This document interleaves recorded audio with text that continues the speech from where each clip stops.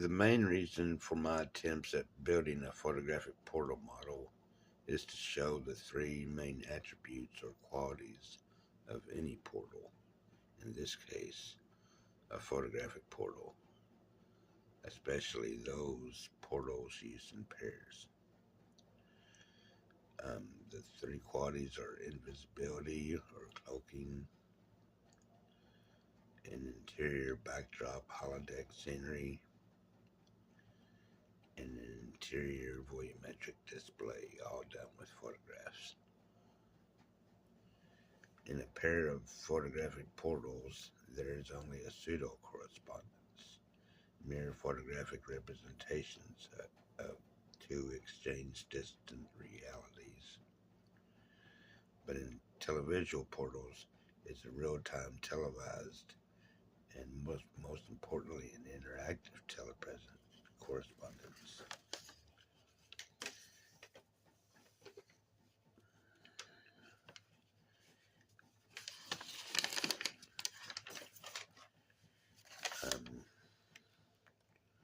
For photographic portals, their operation is fairly simple.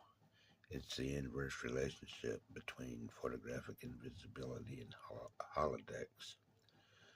For a volumetric display, simply add a 3D physical object into the environment around a point which the photographer will take the required pictures.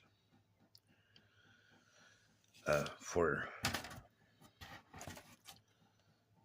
televisual portals, it's a little more trickier, since it carries a real-time volumetric telepresence.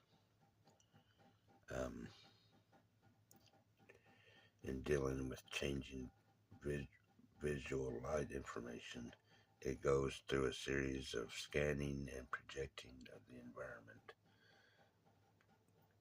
through a chain of interfaces, which first takes in the visual information in a negative manner, or mirror world symmetry, and that is corrected when it is projected to the other holodeck.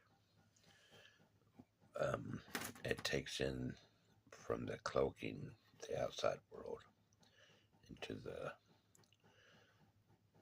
holodeck, and then it switches it into a negative world, and then it transmits it back to the positive world, which brings it back into the negative world, brings it back to a positive. The interfaces, when projected to the other one of the other portal,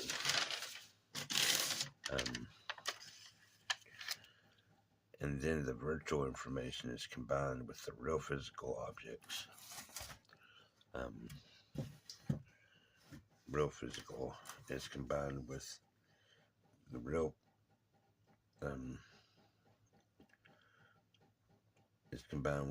physical objects in that portal, and flipped again in its own light sensor cavity or interface.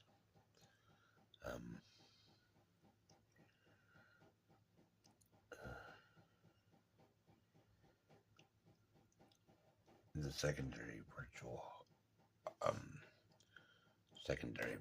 holodeck, and just like the first transmitted projection, that signal too is corrected as it finds its way back into the original holodeck, which is virtually connected to the outside environment by way of the cloaking light cavity or interface. The cloaking cavity connects the real holodeck to the outside world. There's a real world, a virtual cloaking, real holodeck, virtual holodeck, real holodeck, virtual holodeck, real holodeck, virtual holodeck. Goes down like this.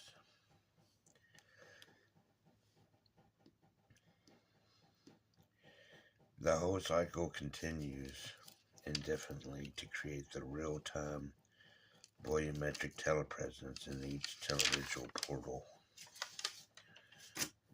The real and virtual positive and negative worlds within each alternating light cavity is what I refer to as a chain of mirror worlds, which includes the exterior real world in the chain.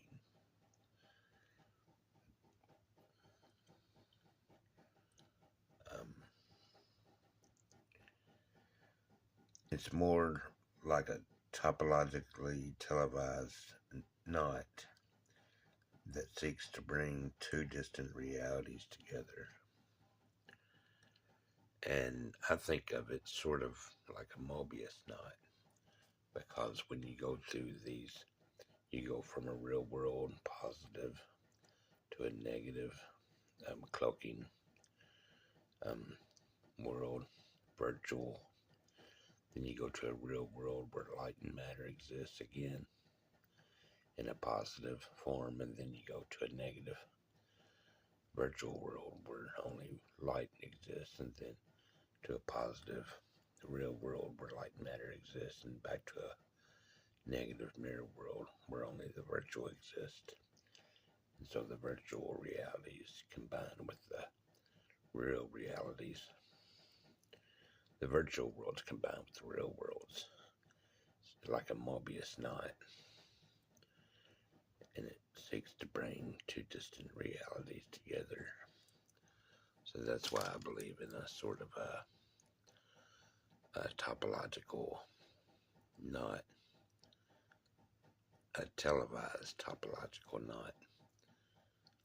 And when these televisual portals are perfected,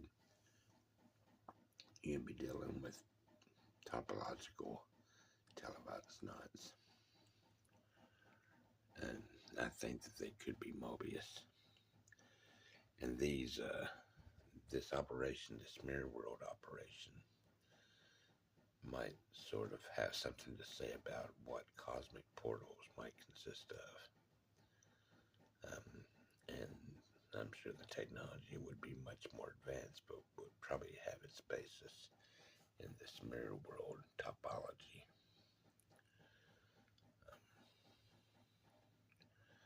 Thanks a lot.